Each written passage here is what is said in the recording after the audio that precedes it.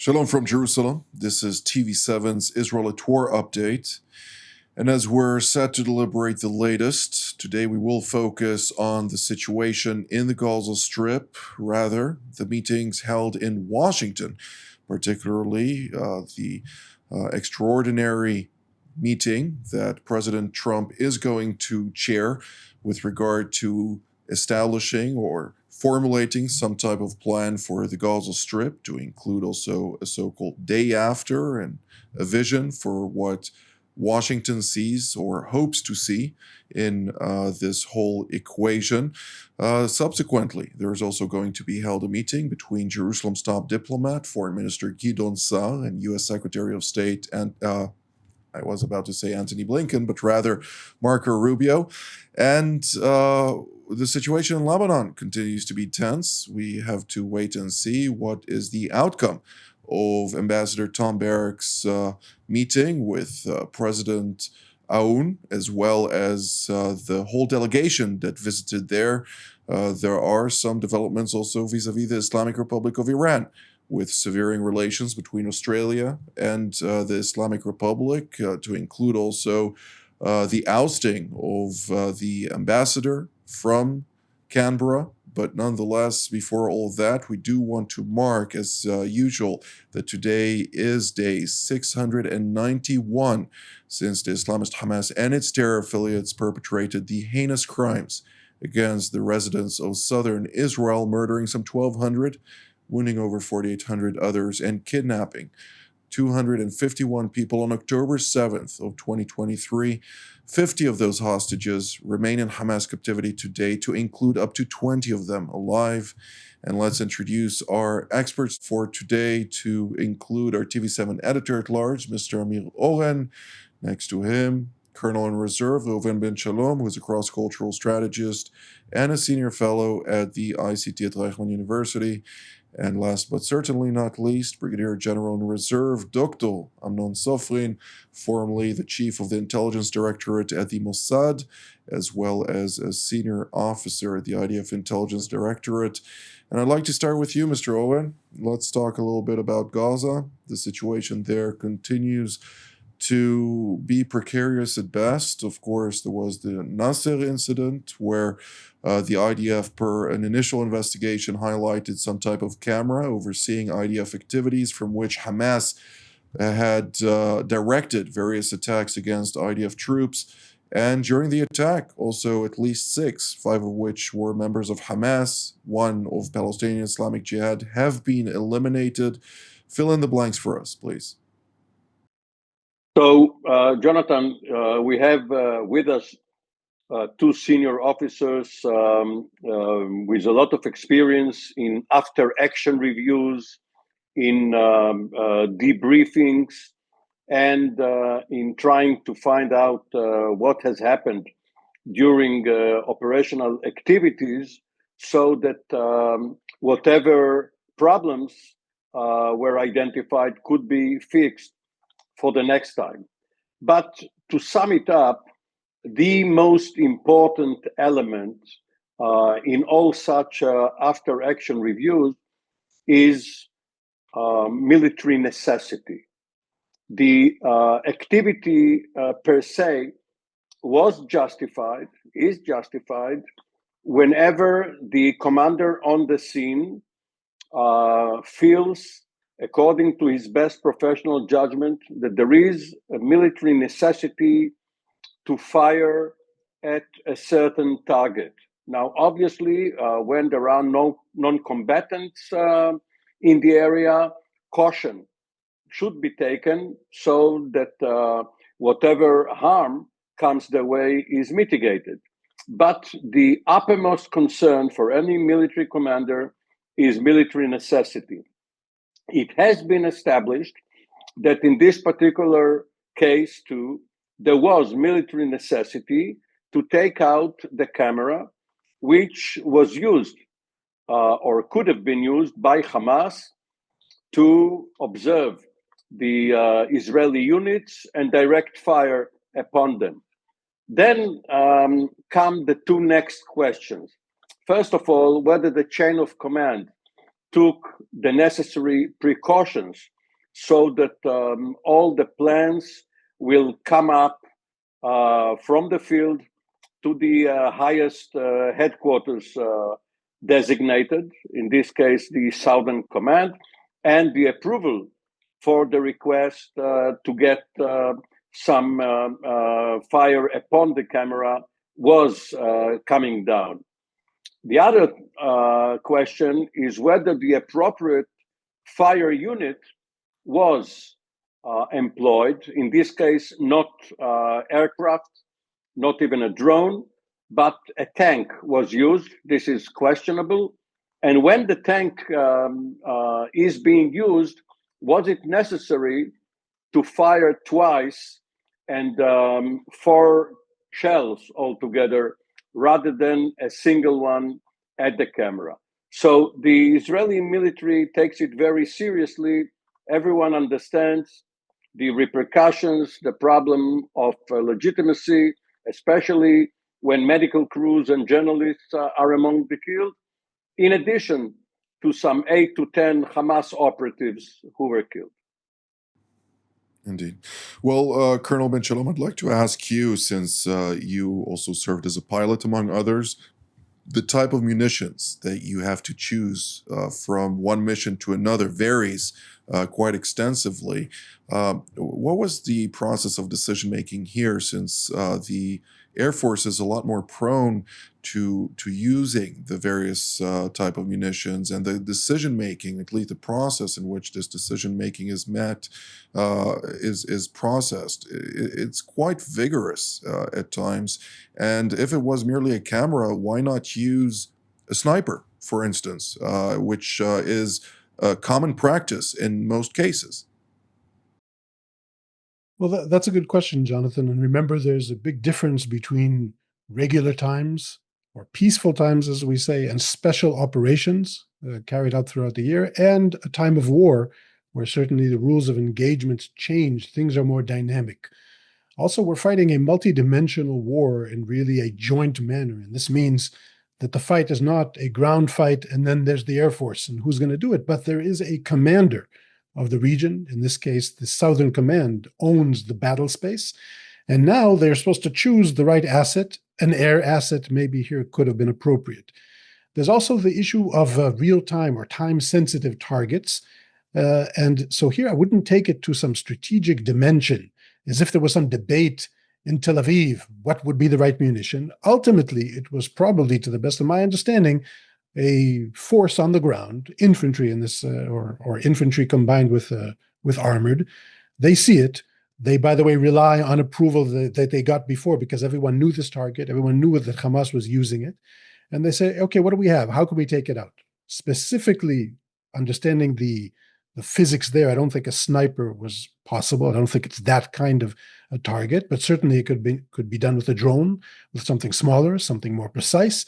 There's even the question of the timing, or the having one strike and then another, and we all understand the sensitivity.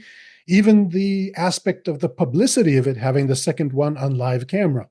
Not that I'm saying that that's the most important dimension. The most important dimension is to do it legally and to do it professionally and do it effectively. And at the end, there's also that aspect.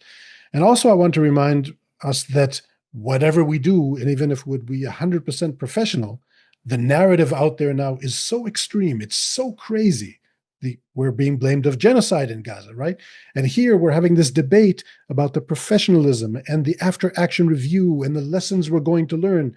Everything that I was smiling as Amir was speaking, because it's all true. That's the way we act. That's the way we're going to move forward. But the world doesn't care about that. And the haters of Israel and people that are totally ignorant and don't understand warfare are going to combine that, of course, to bash Israel. On the ground, we're going to learn the lessons, and certainly professional mistakes may have been made here. Well, the mistakes happen in war. Unfortunately and regrettably, in those type of circumstances, also civilians are struck, and that is very regrettable, and has been also stated as such by the government here as well as the military. But nonetheless, we do also need to take into account that the majority of the world are self-proclaimed experts rather than actual experts, and to take their opinions into account, with emphasis on opinions, despite having impact on multiple individuals from an emotional perspective, that is not the manner in which I would like the IDF to conduct its affairs, but rather maintain the integrity of its professional conduct within the bounds of international law, which it continues to do with quite the excellence expected. So I will highlight that. With that being said, General Sofrian, I'd like to point out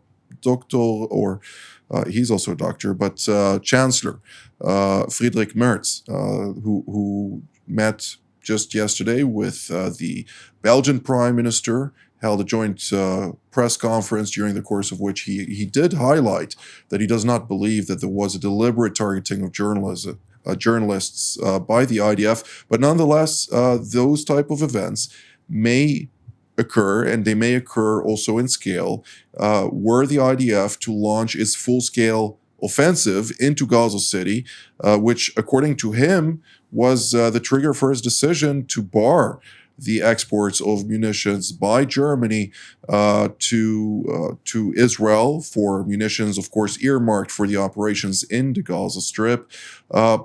Is that something that we should take into the equation, since the same allegations were made before Rafah, and that offensive was actually, statistically speaking, with the lowest count of collateral damage, so to speak? So what is the logic here? I think that generally speaking, the whole world is condemning us and deny the fact that we should go into Gaza and launch a huge attack, because Gaza is a symbol. It's what they call the heart and the core of this whole street.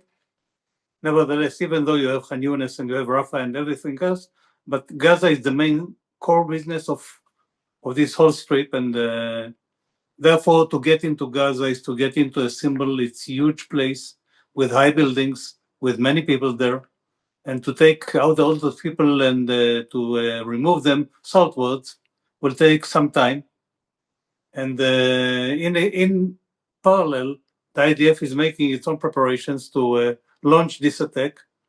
And everybody is terrified in the whole world, not in Israel, of course, in the whole world, that collateral damage will affect many of the residents living there. And if they go southwards, the Egyptians are terrified from the idea that people will begin flooding into Sinai Peninsula, and they announced, us and the US administration, that are going to deploy a lot of units along the borderline to deny any attempt to breach into Sinai Peninsula. They don't want each one of the residents living in Gaza to go into Sinai Peninsula, and to change the balance of what happens between Israel, Egypt, and Gaza, of course. But the idea that Israel is going to launch this attack is condemned by the whole world. The fact that the German Chancellor just notified us that he's not going to allow to give us weapon systems that can be used in Gaza is a symbol, because other countries will follow him. And as long as we advance with the preparations to get into Gaza, it will get worse. I personally think that Chancellor Merz's decision is the wrong one, not only from a alliance perspective between Jerusalem and Berlin, but rather the fact of the matter is the company that is currently going to get impacted most is a German company that creates or prepares replacement parts for various tanks. They have already announced that they're looking into breaking off that specific branch and relocating it to the United States. So it means that Germany is going to lose quite the significant infrastructure that it would like to see in Germany. So just putting that into context. Now, let's talk for a moment about Egypt, and I'd like to ask Colonel Ben Shalom on this. The Egyptians have spoken about roughly 40,000 troops. That is quite the sizable force to be deployed in addition to the various brigades that are already being deployed both in the northern Sinai Peninsula as well as in a couple of other locations by the Third Army of Egypt. This is not merely a signal. This is preparing for something significant. Well, like General Sofrin said, you can understand the Egyptian concern. And I want to tread very carefully here, not only because the unit I serve in as a reserve in the reserves manages the unique collaboration with the Egyptians, but also because of broader national dimensions. And I think we saw in recent months some strange effort to spin the issue of Egypt and turn it into something that it is not. And every time that the Egyptians did something, there was some entity, I don't know who, that tried to turn this in the media into something as a threat to Israel. From my humble perspective as a civilian right now, I don't see any of that. I see Egypt looking out for their interests. You can debate their interests. You can even talk about the issue of refugees and Egypt's commitment towards the Palestinians. I'm not talking about that. I'm talking about their military efforts are because they're worried, they're concerned, they're I would say terrified from a spillover, and they share a border with Gaza. So I think they're taking the appropriate measures. So there's no conspiracy here. There's nothing beyond that, even if you see a big headline tomorrow. Like I said before, we have a good dialogue with the Egyptians. We understand what's going on. Not everything is always 100% according to the original peace agreement. There's debate about that, but I think all in all, we are shoulder to shoulder with them and see eye to eye with the need for stability. The last thing I'll say about the Egyptians is that they're part of the solution, them and the Jordanians and the other entities in the region, with all due respect to the Americans, and I'm very happy the leadership of the United States. The region has to come together, and I think we have to look for Egypt hand in hand to solve the issue of Gaza in the future. Indeed. Well, just to mention, it is public knowledge, so the ones that were allegedly responsible for this, and there is some type of Qatargate here in Israel these days, are the Qataris. So we will have to wait and see the outcome of the legal proceedings related to this matter, and we will allow that proceeding to fully exhaust all avenues before speaking about this further. But Mr. Oren, I'd like to ask you specifically, when we're talking about the broader context, let's redirect our attention northward. Right now in Lebanon, we are seeing additional pressure being applied on Hezbollah, but Hezbollah remains adamant. They do not intend to budge when they're talking about disarmament, something that Israel will, of course, not abide by. Yes, let me first just remark on what you said regarding Rafah last year. The Biden administration refused to sell for a time or to transfer only those aerial munitions which were used earlier in the armored maneuvers in the northern part of Gaza in order to accompany the ground movement. And according to the Biden administration, other tactics should have been used at Rafah and were used. So the fact that there was less collateral damage had to do with the army making do without such Air Force participation. It does not mean that the Biden administration was wrong, but we don't have to debate it right now. But one can see the logic behind the move.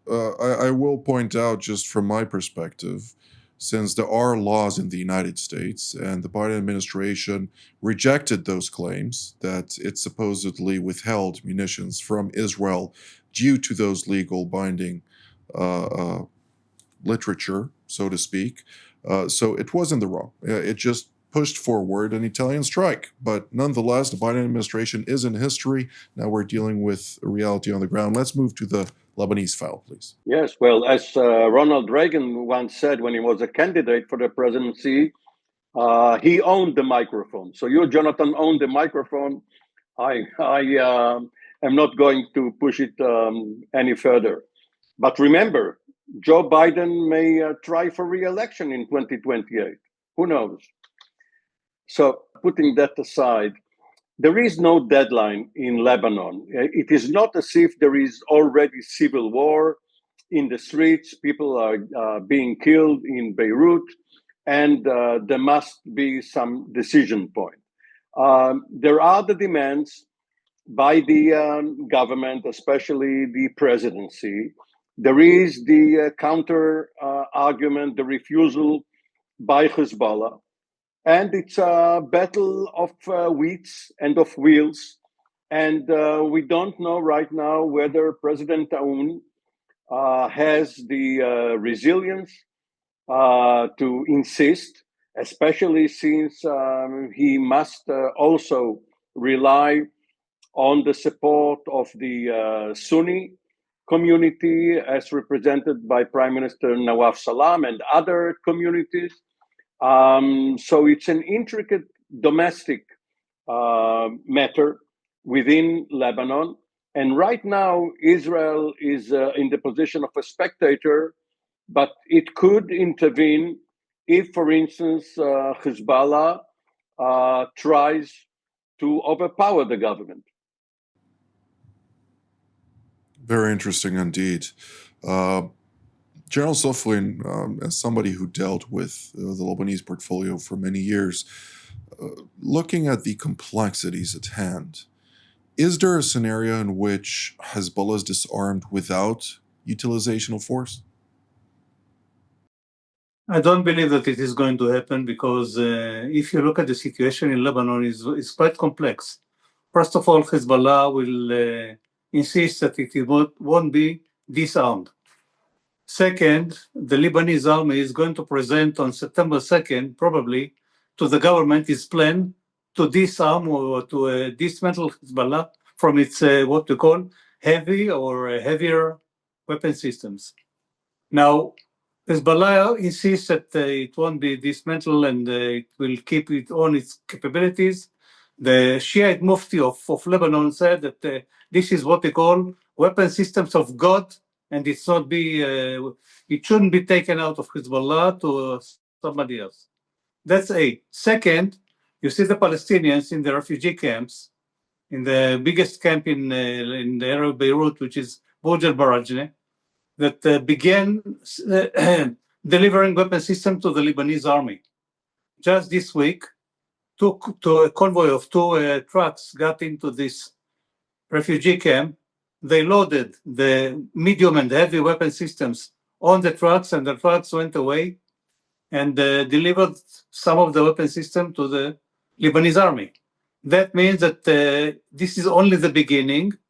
It should be followed if it's going to go on and advance on other places, except from this refugee camp, to other refugee camps in Lebanon, because that was the obligation of Abu Abbas that said that it's not going to, it will order its people to deliver the weapon system to the Lebanese army. Now, Hezbollah still insists that it won't be dismantled. I don't believe that Hezbollah will willingly give its weapon systems back. The Iranians are still trying to rearm it. And just this week, a convoy of two trucks loaded with Grad missiles was stopped on the Lebanese-Syrian border by the Syrian security forces.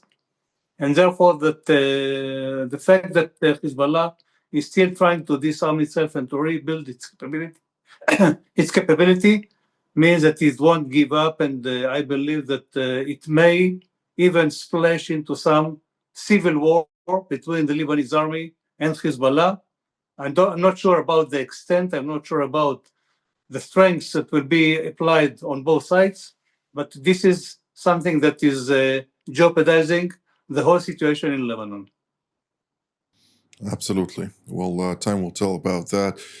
In less than 2 minutes, Colonel Ben Shalom, let's bring the Iranians into the equation. The foreign ministry spokesman voiced quite concern about the fact that the Europeans may very well trigger the snapback mechanism, frustrating their aspirations to have the right under international law to enrich uranium due to their NPT signature, so to speak. But nonetheless, when they're looking in the broader equation, they're still eyeing Israel, and we hear Ayatollah Ali Khamenei stating that the whole Shiite world, or Muslim world in his perspective, needs to blockade Israel. Well, Iran is in an extremely sensitive point now. And remember that the rhetoric external will be very different from what happens internally. By the way, I'm impressed, I must say, from the debate inside of Iran. It's not like the supreme leader says something and everyone does it and that's it.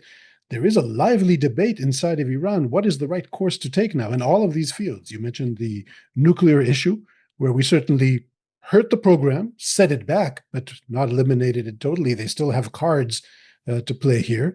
But even the fact that we collapsed their entire strategy in the Middle East and brought down their proxies, they have to rethink everything. They have to rethink their strategy. And you can see the voices inside of Iran. And again, this lively debate inside of Iran means that we don't even know what course they will take. We do know that they play the long game. It's not like they're going to give up tomorrow.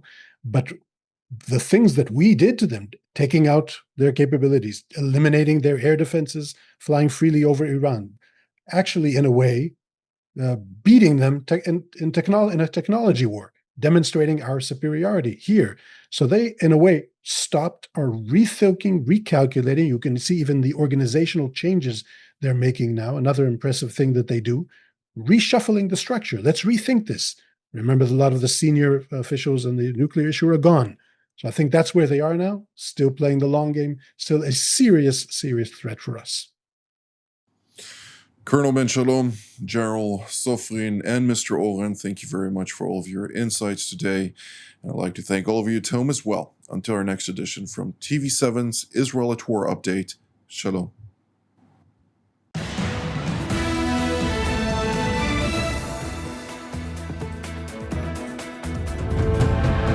The Middle East, home to the cradle of civilization, retains a reputation from time immemorial as one of the most complex, conflict-ridden regions of the world.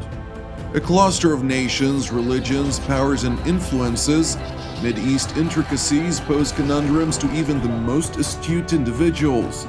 Bombarded daily, indeed every minute, by a barrage of information, some accurate, yet most of it less so, TV7 Israel invites you to watch and hear some of the most knowledgeable experts, most of whom partook in creating policies shaping this region today. Join us for Jerusalem Studio every Tuesdays and Fridays for content that truly matters.